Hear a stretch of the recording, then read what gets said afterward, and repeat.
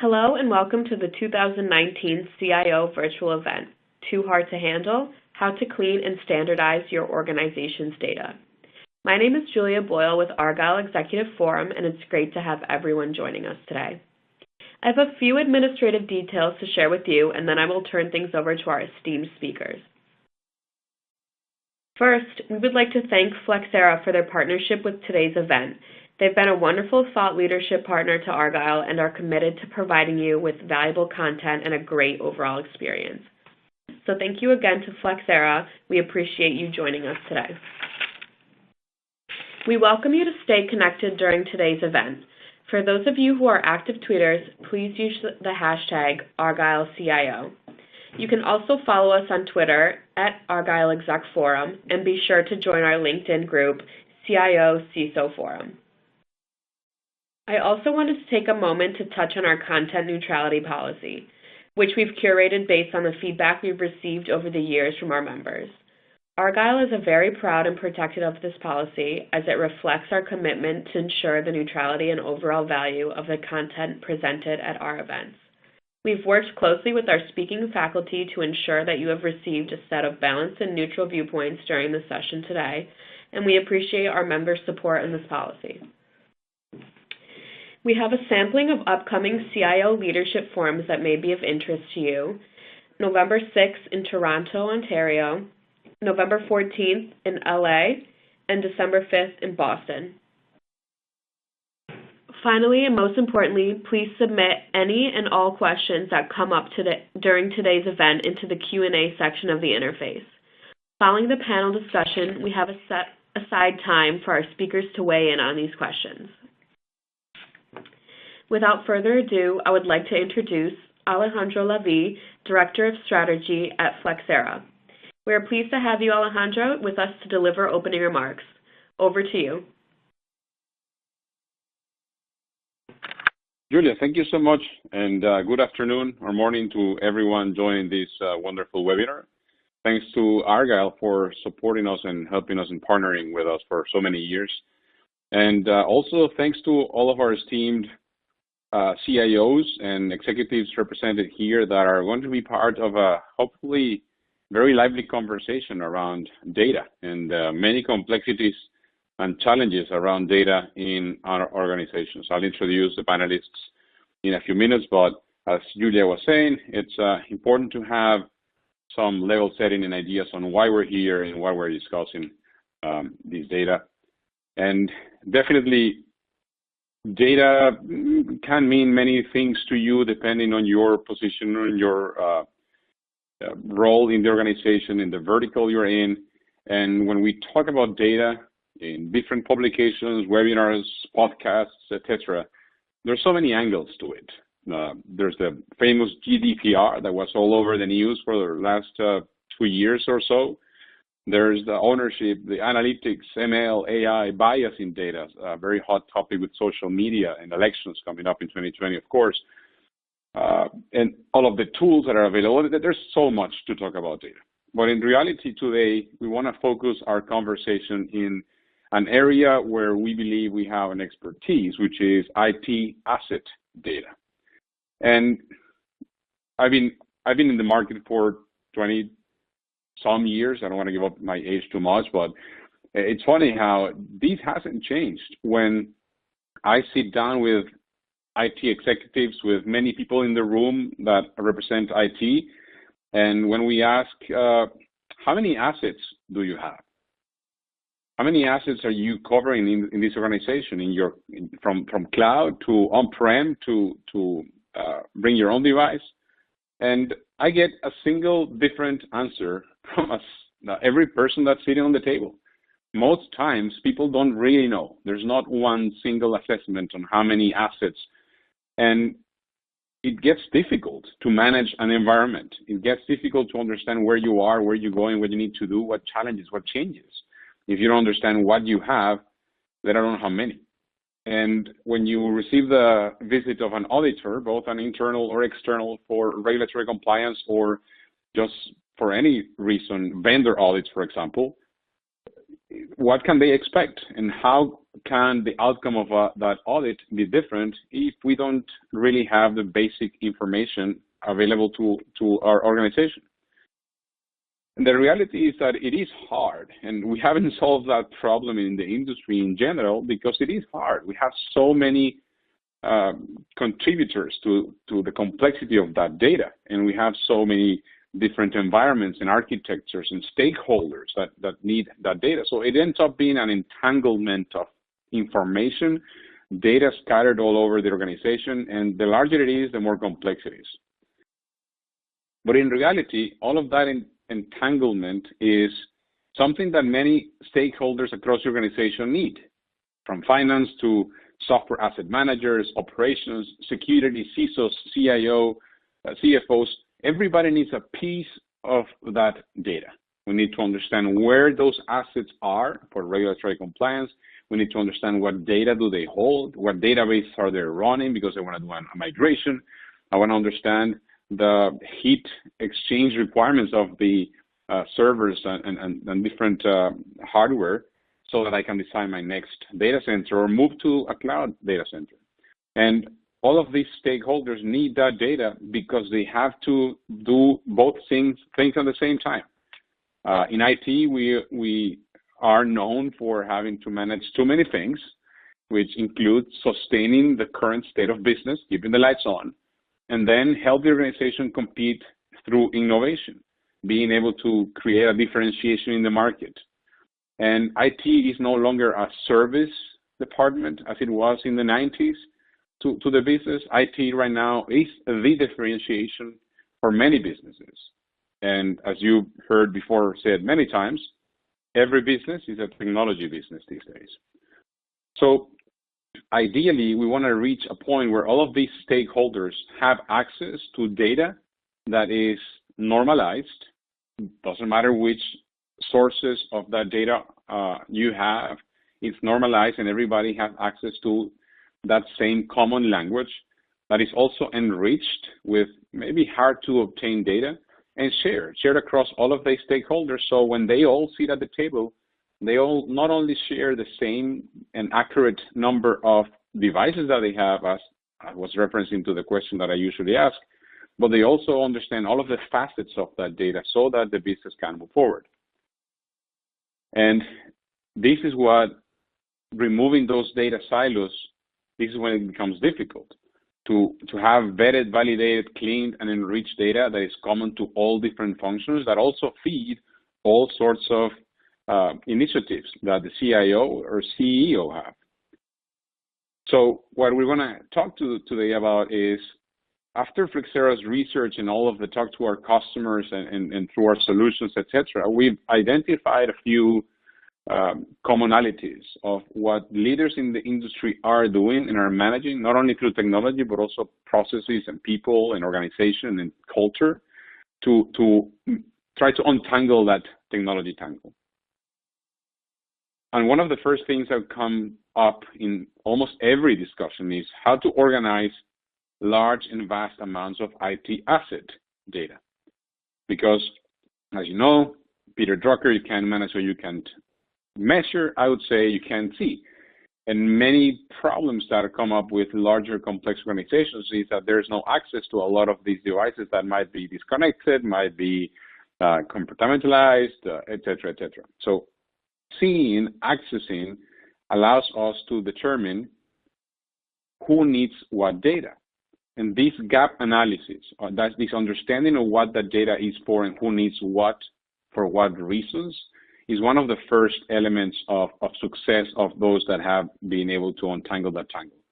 It's determining the stakeholders, determining the use case or the kinds of data, and analyzing which elements of this data are used for what purposes. So we call it a gap analysis on discover environments, finding out those data points and the sources. For example, we see a lot of organizations using System Center from Microsoft or ServiceNow or Qualys, and they all serve the purpose of being the single source of truth for each of their own stakeholders, but in reality, they're not talking to each other. Therefore, everybody calls or knows a different, faster version of the data. Then when we have a gap analysis and understand which environments we need to find out, which data points we want and need for which stakeholders, and what sources are relevant, we rationalize discovery solutions, considering use cases. And this point is important. Many times when we consult with customers, they end up analyzing or finding multiple different sources of information, sometimes even over 12. And through rationalization, by understanding what is needed and what's the objective, they save money by decommissioning or turning off a few of those discovery solutions and standardizing in a smaller subset. It never gets to just one. In our experience, there's a lot of rationalization to 4 or 5 different sources because of the nature of those sources of discovery. Maybe you have discovery sources for the cloud that don't do a good job on-prem or on your data center. Maybe you find sources that are looking for more security aspects of the data. Other ones are more operation. So rationalizing them to 3 or 4, it's typically a good outcome. And of course, depends on the complexity and size of the organization. And then the third step would be consolidate into a form of data lake of sorts to find that single source of truth that merges all of those data sources into one that then can be used and improved. And one way of improving it, that single source of data, is filtering out the noise. Turns out that when we look at IT asset data particularly, there's a lot of complexity out there. Vendors that for the same product have up to 10 different variations, data that is not accurate because there's a mistake in how they obtain the data, or even irrelevant information, which is a very hot topic, given that most of the IT tools that we see as discovery tools capture a lot of very irrelevant data for decision making. It might be interesting to know the firmware of a device, or the driver, or if it's a game or a health file, types of assets that some people might find interesting, but for most IT meaningful decisions, the relevant data is around 5% of what is discovered in real life. And that's based on a very large scale of data that we have in our recent surveys. So to cancel some of the noise, to eliminate of the noise, just as a Bose QC35 headset would do when you're flying an airplane, you put them up, you cancel the noise, you eliminate everything that's not needed. The same gap analysis that you did at the beginning drives focus on exactly what you need and what kinds of data you use. Then extracting and prioritizing based on use cases and stakeholders, the graph that I showed you before, is important so that you know and filter out the things that are not important. And configuring and optimizing those discovery sources. In the last 2 or 3 engagements that we've had with large customers, by configuring the sources of inventory that they had, we could minimize by 75%, give or take, the size of the data sets that they were collecting, which of course optimized for network, storage, cost, efficiency, etc. And a lot of this is not just about not collecting data to collect less, it's about collecting the right sets of data through configuration. After the noise has been cleared, okay, you have a clean set of data, but it turns out that every single tool that every stakeholder has different characteristics on how they collect and name information. So you might have a source of data that found Microsoft Outlook in a computer, and another set of data might found MSFT Outlook version 16. Turns out they're the same product, same computer, but it's not the same. It's put out there as not the same. So regardless of the collection method that you have, you need a common data language. So it doesn't matter how many different versions or names or characteristics you pull. If it's the same asset, the same software, the same hardware, you call it the same way through all of the stakeholders for all of the different initiatives that you can see here at the top and many more. We call it the common data language. And to normalize into a common data language, it's important to count with kind of like an encyclopedia, all right? So if one source of data reads Microsoft Outlook V16 3.5, then you go to encyclopedia and say, okay, what's the common name in which we should know this thing and call this type of product? And then regardless of all the other names, just like thesaurus, the adjectives or the synonyms, you should call it one way. And you cannot achieve that if you don't have a set of standards like an encyclopedia. And that encyclopedia needs processing, heuristics, AI, human curation, all sorts of methods to keep it consistently and frequently updated and up to date, because as you know, there's so many versions and patches of software and hardware and models that are put out there every day by the software vendors that are in your organizations. And after you've done that, you return it in an open format to be used across all of the different stakeholders and workflows.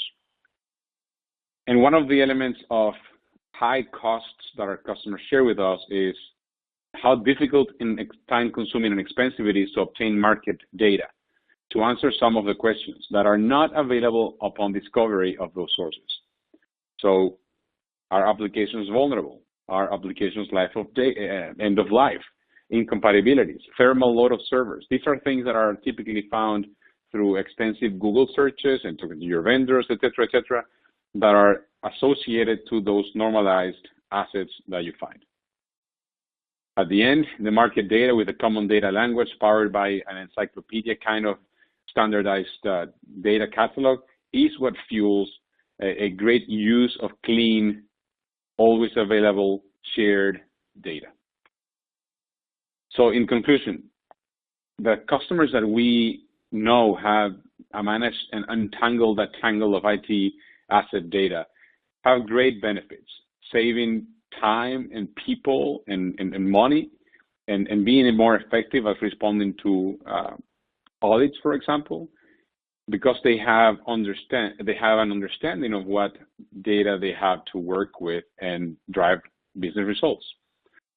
So I want to leave this open for you guys to evaluate, but these are basically the things and recommendations that we have found through our interactions with customers. And again, this is IT asset data, one of the elements of data that you all should or are concerned with, because otherwise you wouldn't be in this webinar.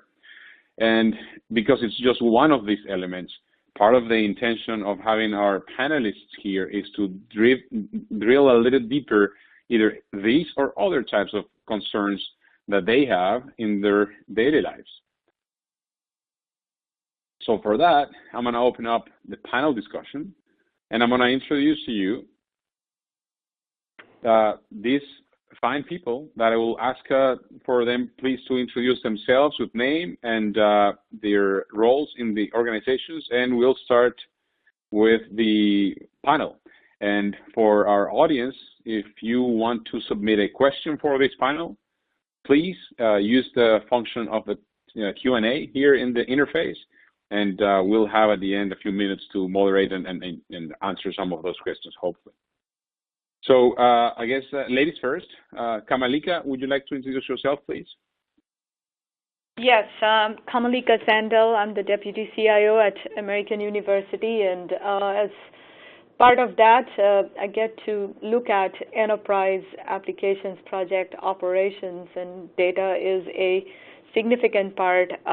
Externally on the analytics aspect, every organization, not just higher ed, we lead in with data. Where is the competitive advantage? And the second part that always puts the emphasis on internal data is how fast can we impact change, and what are we not going to mess up in the process? And Alejandro, that's a lot of what you talked about. Yeah, thank you, Kamalika. Thank you. I look forward to a couple of things that I wanted to ask you for your Sounds good. feedback. Thank you. I guess let's do it in alphabetical order. Arthur, can you please introduce yourself?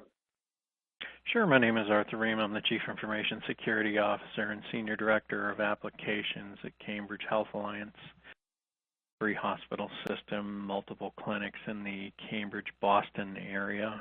We're this Cambridge Public Health Commission, so we are a quasi-public entity. So we've got the health department for the city of Cambridge and all of the school systems and elderly housing as well. So we're an acute care hospital system, and we have a large behavioral health population that we serve, and are one of the state's safety net hospitals to take care of their indigent care population.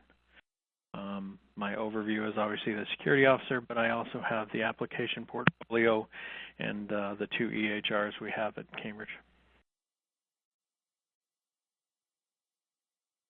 Thank you, Arthur. Appreciate it. Gustav, can you please introduce yourself?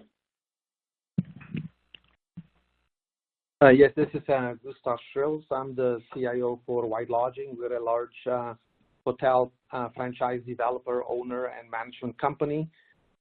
We are very much a data-driven organization, and I'm responsible for all aspects of technology, here at White Lodging. Thank you, Gustav. And last but certainly not least, Jeff. Good afternoon, everyone. My name is Jeff Myers. I am a director within State Farm's Enterprise Director and Data and Analytics Group. I oversee more on the analytics side, particularly our data science and AI teams. Great. Thank you, Jeff. And Alejandro Levy, that's me. I'm the Director of Strategy at Flexera. I've been in the industry for 20-some years in different capacities, advising and consulting and business development. Been in around 4 countries, lived in 4 different countries. That's why my accent is so thick. So I hope that you guys can still understand me.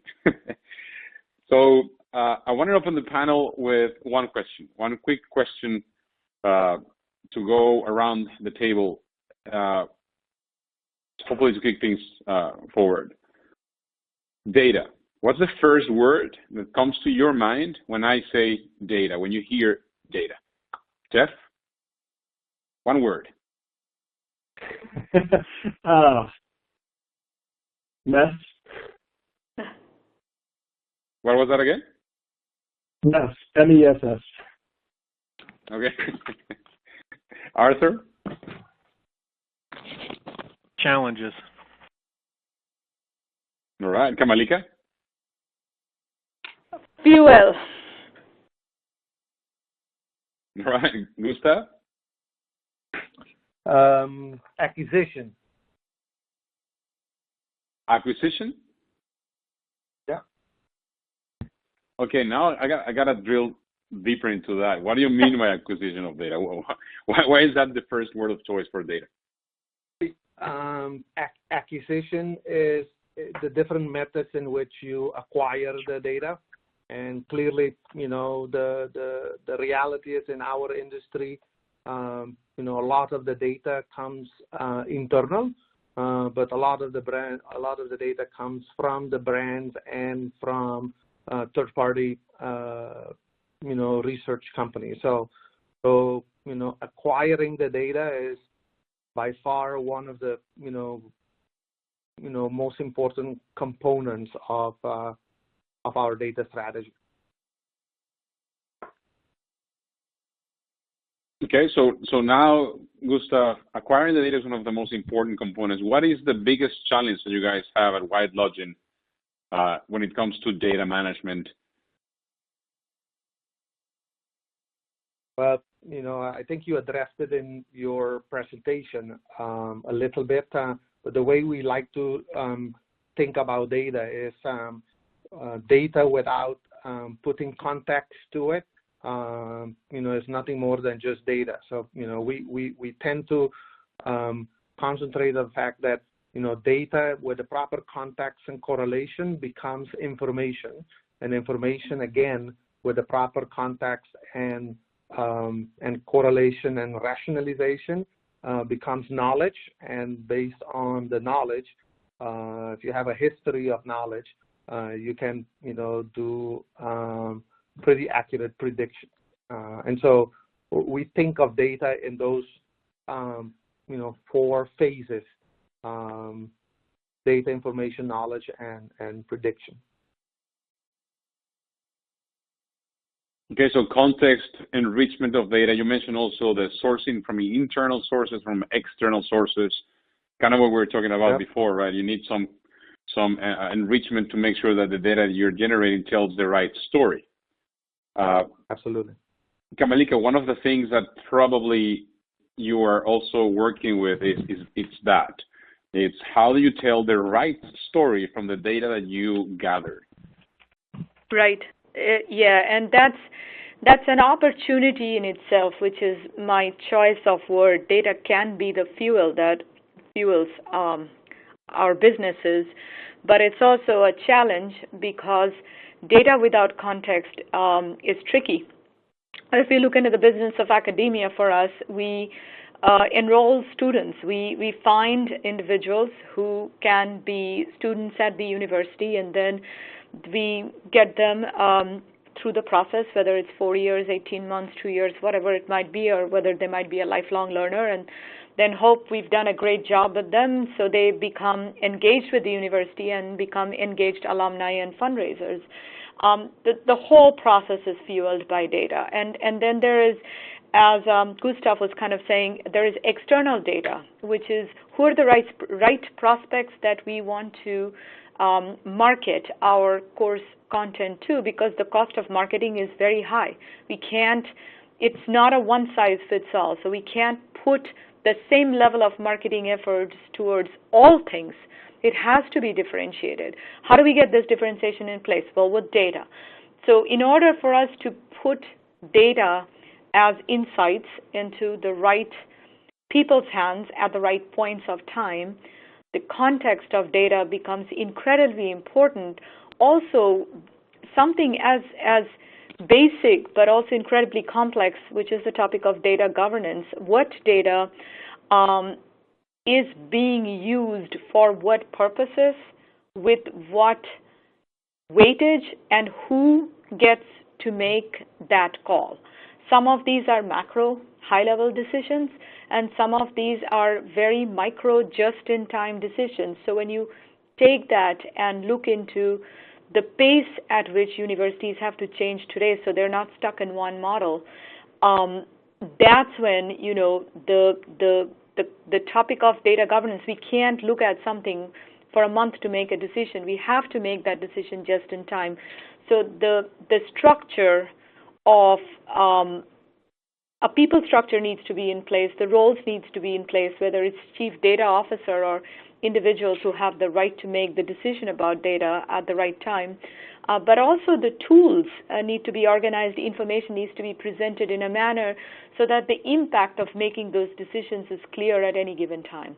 So orchestrating all of this and having infrastructure and tools to support this process is probably the biggest challenge for us now.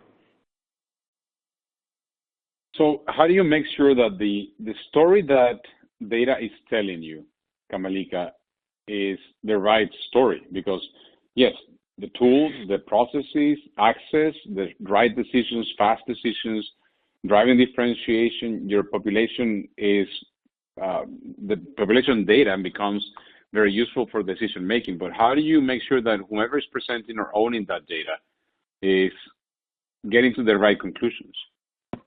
And that's part of it is a skill set, but it's an analyst skill set, but it's an analyst per excellence at a very high level who understands the business model of the university and understands the implication of data in the context of that business model. If I have more enrollment in one particular discipline that is more than last year, it's as per budget. That still might not be good enough if the individual didn't know the relative priority of that discipline or that field as you compare it to other fields. So understanding the business context and then being able to translate it into meaningful data context and work with people who have analyst skill set, that's the part of, that's the telling of the story, because data points are just data points. You can stitch them in any order, and numerous stories can be made with that. The story that makes sense is the story that relates to the priorities of our organization, which is our university, and what aligns with whatever it is we're trying to do. So, for example, we're trying to create new models that will attract lifelong learners to the university. That's not the same objective as increasing research. That's also not the same objective as increasing our on-premise undergraduate enrollment. So at the highest level, are we clear what is it that we're trying to uniquely drive and what is it that sets us apart at this point of time that gives us differentiated value? And then those data points need to be aligned with that objective, and the story needs to be told in lines with that priority, if you will. So it's a skill set gap like too at campus that you're trying to find someone who can do that crosswalk between business context and data context and do it pretty easily, and then work with a lot of detailed people at all the levels to consume that. I couldn't agree more. I think that sounds very close to something that I'm very passionate about, which is strategy. If the elements of the organization that are analyzing the data are not aligned with the strategy and what we're trying to achieve, then it might get a lot more complicated to move forward on your objectives. Now, when you mention analysis of the data and telling a story from the data, I got to bring in Jeff. Jeff, you are specialized in analytics, and data is your thing. You're probably a data scientist at heart, if not in day-to-day job. But Jeff, how do you see this? And also weaving in place in State Farm, being a company that's loved and seen around the world. What challenges do you see in data when you consider globalization in different markets? Sure. So given that my one word was mess, or maybe messy to be more descriptive, but so State Farm, and my experience was in a lot of enterprises, have the data has been siloed. The ownership has been by individual product areas, and now the idea of bringing it together as an enterprise asset has been the biggest challenge. So, in our long history, the idea of using these resources for the individual areas, there's a lot of success and experience, but the idea of cross uses, of leveraging different areas data, that's been the challenge. That's where we're looking to expand and grow. But, in terms of the story and how do we try to overcome all that is obviously the business acumen is important, but these areas, if you're working across different silos, you're not going to know everything. So the documentation, the metadata, the history, the lineage, all of this is key, let alone just having standards of conformance. It's a lot. It's messy. One element that you and I discussed the other day was on bias, the bias that you can see in data. What can you tell us about that and how that is managed at State Farm, and what do you think about it? Sure. Yeah, so not a super popular view, but that data is the data generating process is, and this is rather philosophical, is society, is us. And given the society we live in which there are biases, the world is not fair, then the data itself contains these biases, the difficulties of fairness. And yet in a highly regulated industry, it is important to address these concerns and to face them head on. So the idea that there isn't going to be bias in the data is essentially putting your head in the sand, and it becomes more about addressing these issues, transparency, and accounting for them when you're using them in an analytic fashion. And of course, again, being in the insurance and financial service industry, I would face a lot of regulatory requirements that do so. But even if you aren't in that, to believe that your data is collected in an unbiased manner is ignoring the actual underlying process. I would say that in terms of how do we address it, there's a lot of mathematical techniques, but we are not the only ones, but a popular method of having multiple eyes, different viewpoints, looking at the work is been proven to be the best form of addressing biases in the data and even the way the data is used. I'd love to say there's a perfect way. I'd love to say there's something that can be thoroughly automated, but in general, it is requiring very much a human element and diversity of thought to address these biases. Especially when you think about ML and AI and how we are educating the machines to take decisions and have descriptive models, right? The more variety you have in the input, the more likely it is to have a varied output, right?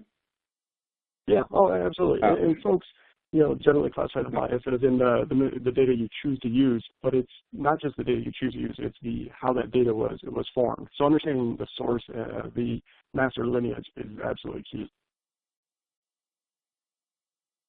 Right. Arthur, I want to bring you in the conversation because you're also in a highly regulated industry, right? How do you see in the new world of regulations with GDPR, which I don't know if you are too worried about, the California regulations, how do you see your role as a CISO with having to take care of now not just what's good for the business and what's right for the customers and your constituents, how you do and balance the regulatory compliance when it comes to data? Yeah, I mean, in the healthcare industry, we see a broad range of data, both, from the insurers. So you've got the claims data that's coming back in. We've got the inherent data that we produce in treating and taking care of patients across the board in our EHRs. And all that quantifiable data is used to take care of people and, make them better. So, data analytics and data review and population health all meld in together with multiple data sets, those which we generate here, those which are generated in paying claims, so that we can see if we're measured in our community and our community health is improving, which all relate to reimbursement. So guarding that data from a CISO's perspective is kind of a double-edged sword. It's always about, and this is, kind of cliche, about measuring risk. I weigh risk every day. Data needs to move, and that data needs to be shared with community partners and, from here to across the country. We interconnect with, almost 1.5 million records every month is exchanged on people that show up in EDs on the West Coast that are our patients so that they get treated in a continuum of care. So protecting that in transit in their systems, we're highly reliant on each other, but we're highly reliant on transferring that data. So protecting the data sets that move around from various organizations with significantly different levels of IT infrastructure is always a concern with me. And it's always a risk. I mean, healthcare in itself, that data right there is a gold mine for most entities at this point. And, healthcare, like a lot of other companies, we cross multiple data sets. It's not only a healthcare data set, we have the payment data set. We have the PCI regulations for the payment card industry. We're moving cash around all over the place as well, just like the other places. We're interacting with the insurance and the payers every day, ingesting and sending claims out. So it's a constant ebb and flow. And then if you get into certain areas like we have the research data for some of our researchers. At the same time, they want everything open, they want everything locked down. It's kind of a dichotomy that makes it kind of tough to keep track of everything. So part of that is data classification and weighing the risk. What are the chances that this is going to get compromised? And you need to think through those. And I think you can't do that singly. You have to do that from largely a committee-based approach with legal, compliance, privacy, and a strong governance group that sits there and just thinks about this. It's about doing your due diligence to protect that. So is it really just doing your due diligence? Because you as a CISO, and let me ask you a different question. Do you have a chief data officer, or is that a role that resides on your shoulders? So the chief data officer ultimately resides on, I would say, in this institution, it resides on 3 people. Yeah. It resides on me for the protection. It resides on the chief privacy officer for privacy and regulatory concerns there. And it arises to the level of the chief compliance officer for compliance regulations with insurance companies and stuff like that, and who should and shouldn't see the data. And then finally, an oversight, less of a weighty input is primarily corporate legal. So, I mean, there's 4 entities that actually, at this institution, look at data, pay attention to data, classify it, and allow it to move or do what it needs to do, or the people that need it get it in the appropriate format and form. So I want to go quick around the table to validate how that is also implemented in the different organizations represented here. Kamalika, in American University, do you have a chief data officer, or is it a model much like what Arthur described for Cambridge Health? It's similar to the model that Arthur describes. There is a recognition that there needs to be accountability through the equivalent of a chief data officer, but the university does not have someone who has that title. So it's very similar to what Arthur was saying. You've got IT, and with the information security, you've got our compliance office, and you've got data privacy, and those elements come together. That's when I talk about data governance, that's also a large part of data governance. You know, in a sense, what that group is deciding is what is the purpose of this data? What can and should it be repurposed to use for? And what are the opportunities when we do that? What are the risks when we do that? And what are straight out no's, you know, that we can't do that? We are balancing the research data needs and the need for researchers to have the openness in an environment. And then there are privacy issues, which we don't even have to go to GDPR, but on a campus, student data is owned by students. And even for the sake of helping students, where can we use that data, where should we not? And the clear lines of do's and don'ts are okay. Most of us, we've lived in this world long enough to probably understand that. The harder questions are, where are you increasing the risk? So by keeping admissions data and data on all prospects that they're not even coming to the university, they never joined as students, how soon can I get rid of the data? What's the opportunity cost if I got rid of the data too soon in terms of not being able to mine the data for insights about that student base? Where did we get the students? Where did we not get the students?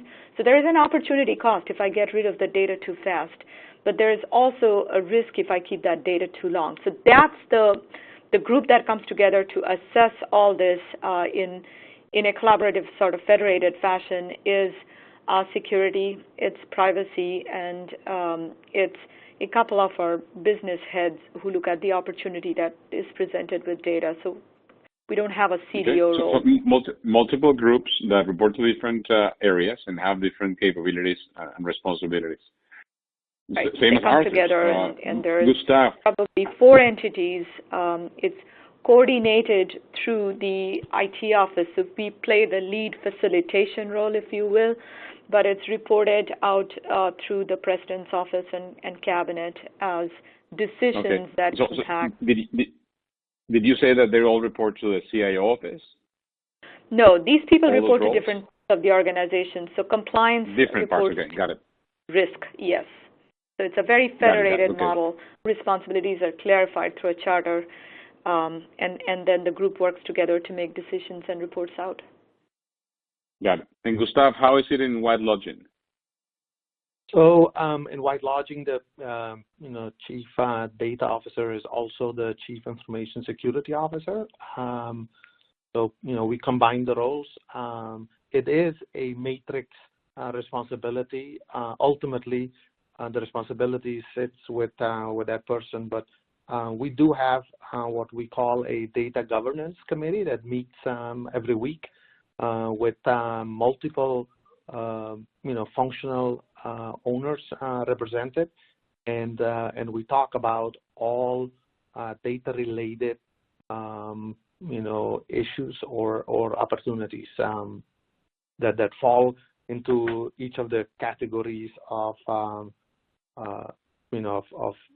data. So we do classify data in the common classifications like what is public, what is internal only, what is confidential, what is restricted, and then apply the proper retention policy based on the different classifications. And I imagine many of the companies represented here, there are exceptions when we have, for example, contracts that are 20-year in length.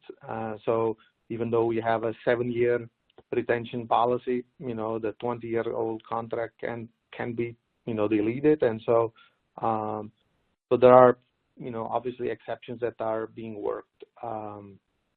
But essentially the data governance committee, with representation of all the functional areas is how we manage all data-related activities, with ultimately, the CISO being responsible for the data.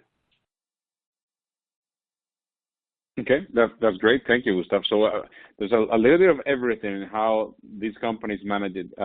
Jeff, how do you guys do it in State Farm? CDO or multiple people responsible? Sure. We actually have a role, Chief Data and Analytics Officer. So we have the CDO, and we've also combined it with the analytics function. My vice president oversees the data governance functions, the collection of data and access, as well as then the way that advanced analytics and business intelligence are conducted at State Farm. The idea is that they are paired together. Like other panelists have talked about, the role, of course, does have a matrixed aspect to it, in that it connects through the CIO and our Chief Digital Officer as well. So there's a lot of handshakes that go along with it, but the idea that data is largely meant to be used for advanced analytic purposes, particularly at an insurance company, was why we combined the roles. Okay, that makes sense. Thank you, Jeff. So in the next 10 minutes or so, I want to go around the table and ask specifically about IT asset as a data set. We could spend here probably 3 or 4 more hours talking about all of these things, and I think I'm going to leave a few questions that I have prepared originally off the table because of time. I think this conversation has been going great, but again, one of the elements of data that have proven to be difficult to manage is the IT asset data. So I would like to go around the table and ask, what do you see as the main problem with getting clean, normalized, and rich and shared IT asset data across your stakeholders in your organization? And how do you think we should solve it? Let's start with Gustav, please. Yeah, so, IT asset data, is, something that the biggest issue with IT asset data is the quantity of it. And to earlier points made by several people is, what is relevant and what is not relevant. And, so, for example, in the security area, we do a lot of analysis of everything from how files are modified to how files are actually moving in the organization, whether or not there's a traffic pattern analysis performed, and whether or not the traffic is something that is expected or not expected, etc. So it gets very complicated and very burdensome in terms of quantity of data. And so we do have, before we collect the data, we actually have a appliance that essentially eliminate the noise and reduce based on algorithms, the false positives and negatives, and provide us, a more clean and relevant amount of data that we can manage our IT assets with. So that's, at a very high level, how we look at IT asset data. Thank you, Gustav. So there's a little bit of cleanup at the source. There's the understanding from multiple different sources. Quick question for you, Gustav. Do you have many stakeholders around the organization that could benefit from cleaner, better data, or do you think this is mostly a function of the CIO? So there is no question that, like most organizations, there is more demand on whoever is in charge of data than they generally have capacity to fulfill that demand. And so, so your point is very well taken. There is more requests to get either more data, cleaner data, more relevant data, creating more context between data, and that always exceeds the capacity that one has. So it's a constant prioritization on what is most relevant and provides the best return to the business, and so it's a constant prioritization effort. Looking at what you spend your available resources on. Are you saying that we are overworked in this industry and we're being asked to do more with less? I don't believe you. Arthur, what's your point on IT asset data? What do you see are the biggest challenges?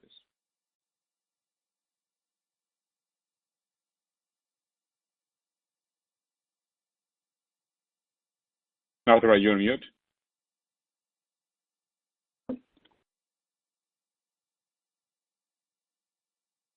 Okay, well Arthur comes off mute. I apologize for that. Oh, there you go, yes. Go ahead. So I think largely across, healthcare, it's similar to other institutions or other verticals.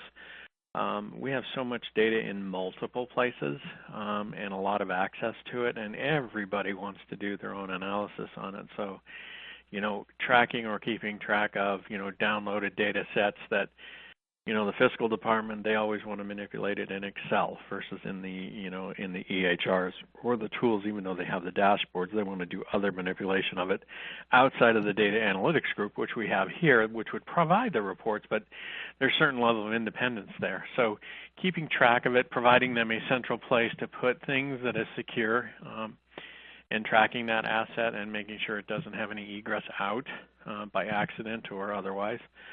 Is always a significant challenge, and then making sure that subset of the access, that data, the master data set. There's always these subsets that get created and moved around. Is keeping track of that and/or retiring them or destroying them as needed over the course of time. And I think that's one of my largest challenges here, is keeping track of all that moving data. Moving data it is from the on-prem to cloud and back and forth. Actually, before I continue with Kamalika and Jeff's positions on it, let me do a really quick hot chair kind of question. And I wanna hear a yes or no from each of you, please, if you humor me. Should your organization's most important data live in the cloud? Yes or no, Jeff? Yes. Arthur? Yes. Kamalika? Yes. Gustav?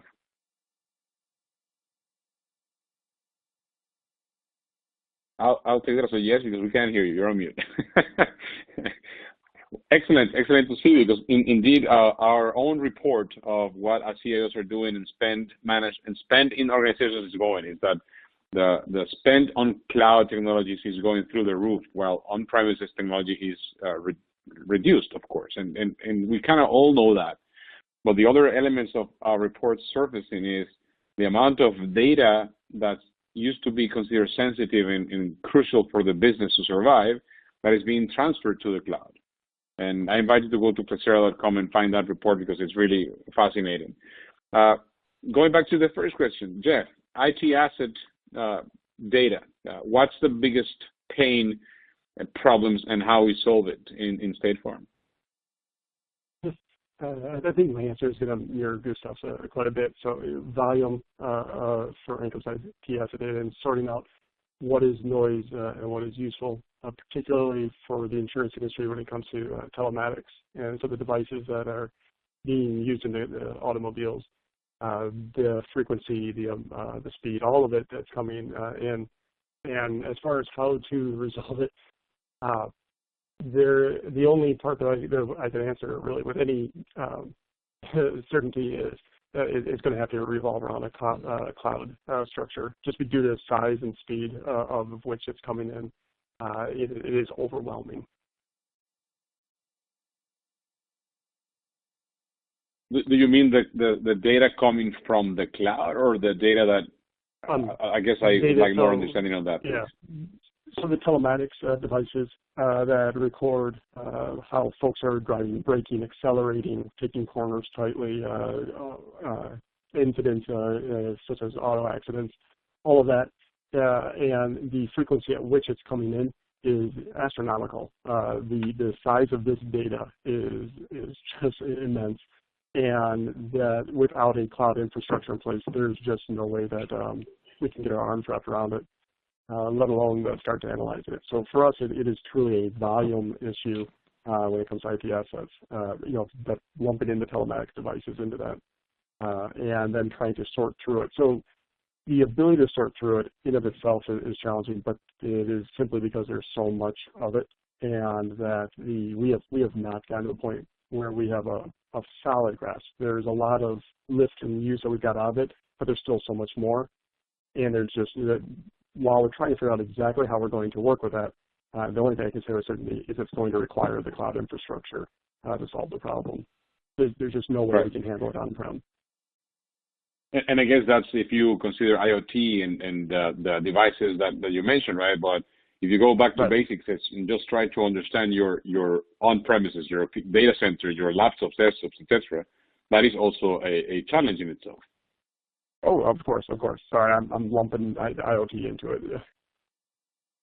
No, it's okay because we turn our attention to the squeaky wheel, and right now IoT, I hear it everywhere, especially in businesses in the financial sector where it is a major topic. And what I hear from CIOs all the time is that, hey, we haven't even figured out still the data center. And now we have to turn our attention into this IoT thing that's producing massive amounts of data. And as you say, right, only through the cloud you can solve that complexity. Yes, sir. So, Kamalika, same question for you, and we only have a couple more minutes before we open the Q&A for the esteemed audience that has joined us. Kamalika, from an IT asset management, as a university, you have a broad aspect of bring your own device, and managing those devices brings its own set of challenges. But for your data center and your bring your own device and your staff and faculty, what do you think is the biggest problem when it comes for your decision making in terms of IT asset management? So I think some of it is has been shared already, but if I were to think about it like this, I go back to we in higher ed, we are being pushed to do more at a much faster pace than what higher ed had needed to do before, and it is because of the competition. I used to work in Capital One, and we had numerous tests that we would do with credit cards to see which one stuck, which one got us the biggest margin. And so the pace here is not necessarily like that, but we're still needing to pilot different models that are different from our traditional models. So what happens when you have to manage that pace of change is we in IT, we need a very, very good categorization of our IT assets to know what happens if I change something at some level, and that world has become much more complex. There is things in the cloud. There research data systems are, a lot of it is in my data center, a lot of it is not in my data center. So the ecosystem of technology has become much broad, and then you put it, you kind of put the pace of change alongside that, and unless we do a pretty solid job of keeping up with the IT assets and the inventory and the basic cataloging, it's not possible to do this in a manual way and tag things and then get groups together to vet and certify that all the right things are in the place. We need much more. We need to leverage automation much more. We need to, you talked about the multiple discovery methods and standardizing and creating the IT asset catalog that can be looked up when we need to at the right points of time. But the level of automation needs to increase, and there are great tools out there. How we adopt that, that's kind of what we're in the middle of. So that, I would say, is our challenge, even without the massive influx of IoT. Thank you so much, Kamalika. And I want to close this section before we go into the Q&A with a very quick question, yes or no. In the industry, we know we have many processes. One of them is ancient as my experience in the industry, like IT service management, the management of change and configuration that Kamalika was referencing, which is fundamental into the Cmdb or the Cmdb configuration management database as one element of success for a proper ITSM process. So my quick question for all of you is a yes or no, please. Is the quality of the data in the Cmdb a problem in the industry? Again, is the quality of the data in the Cmdb a problem in the industry? Jeff? No. Okay. Arthur? I would agree, no. Kamalika? Largely no. I think we've figured that out. Okay. Gustav? I actually would say yes. Well, I got to say that, Gustav, you're the only one that matches the results of our survey that we did a few months ago, where 85% of the industry professionals say that Cmdb data quality is a problem, mostly for ITSM processes, when you're trying to use Cmdb as the main single source of truth for asset management. But again, hey, it's a survey, and I love to see different perspectives and opinions of you all from where you all sit. This is a great conversation. I hope we met the expectations of the crowd and the audience and of your panelists here. I want to thank you all for your time and for being here. And I'm going to open it up for questions. Emily, you want to run the questions? Hi, this is Julia. So I just want to say thank you to our awesome panelists and to you, Alejandro, for doing a great job moderating. So we're going to go into the Q&A portion now. I've reviewed some questions that were submitted by the audience during our discussion. So the first one that was submitted is, do any of you have experience with using NLP or ML for data cleaning and standardization? What is your experience?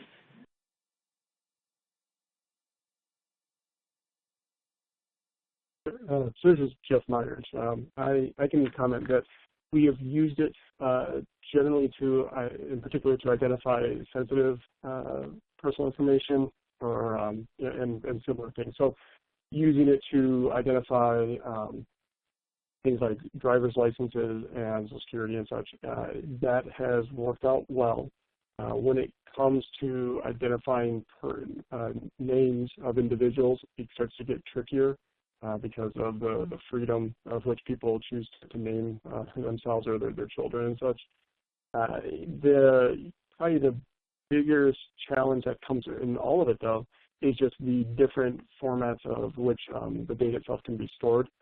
And so it's great for having if you're looking through free-form text, but if you're also trying to have it look into, say, images of driver's licenses, in our case, adding capabilities of OCR, just along the lines, it just gets more and more complex. It was not impossible. It actually it helped quite a bit, and it also helped to, if it couldn't eliminate the data or reduce it, it at least raised flags of where areas required humanize. This is particularly important when we started going through kind of our common shared drive of where all sorts of fun things were being placed without any real monitoring and having been done for years, just at digging through it required that response.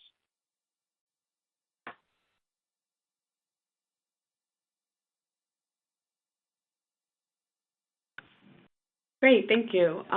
Do any of our panelists have anything to add? Yeah, it's Argyle. I would say I actually concur with the statement when it comes to around date of birth, Social Security, those type of, we run into a large cohort of common names that, we could have, 15 people with the same name, and the only differentiating factor would be that date of birth, believe it or not. So in healthcare, used limited in fashion.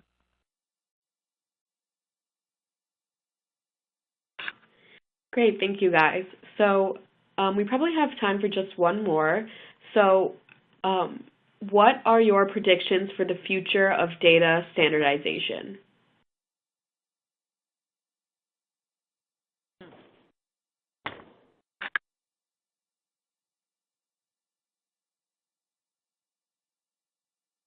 So I guess this is Art. I can take this. Just my scope is obviously healthcare, and then the payers and the payer data that comes into us. Largely, we'd like to think that it's standardized, but we see variations on that on a regular basis, particularly claims data and those type of data sets that come in. We try to standardize on communication language in between intersystems and common language for prescriptions and diagnosis codes and things like that in those data sets. I think there's a reasonable standardization across the board in that. There's always going to be challenges. I don't think we can classify or standardize everything. Therefore, that's why people in interface engines and exchanges and analytics, have jobs to map that stuff out when we run into those barriers. Yeah. This is Kamalika. I would agree with that. In the field of, if you think about research, peer-published journals and that kind of data, there's a level of standardization on that already exists and has improved over the last few years. So we have data ingestion engines that can read that directly out of publicly available information and get that, which is good. But there are a lot more data sets where there is effort going on to standardize, but when we ingest those data sets, we absolutely invest in cleaning them up and getting them to make sense for what we need. So in terms of prediction, I expect it's going to get better. I don't see us getting out of the business of investing resources on that anytime soon. I look to the next 18 months, I still have to continue investing the effort and resources to standardize. So this is Alejandro. I want to provide an answer. Oh, no, go ahead, Gustav, please. Go ahead. No, I just wanted to, just quickly say that I believe that standardization is going to get worse in terms of everybody trying to compete with one another and trying to get their system to be, the icon of, in terms of, data collection and the reporting. So I think that, for typical businesses, it's going to get worse. I think what is really important to understand is that, poor data standardization will result in incomplete and inaccurate, data collection, matching issues and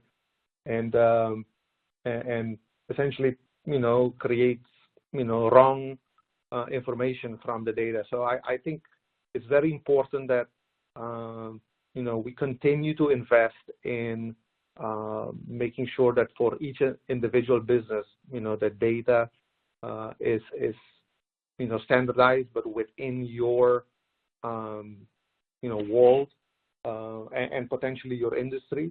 But, I think we're very far away from having a standardized, data, catalog, that everybody reporting will actually comply with. Yeah, I agree with you, Gustav. I think at least when it comes to the IT asset data, there's many different quote-unquote standards. There's from the UN. There's the U.S. government has some sort of a standard. At the end, the strongest will prevail. That catalog that I referenced in the beginning, the one that is the most complete, the strongest, the best, the most accurate, will be the one that prevails. But it will never be a standard for the whole world to follow. It's just too hard and too much of a complex beast. Just as it happened with NVD and all of the relevant vulnerability databases around the world. There's a few standards, yes, but it all comes down to who uses it and why.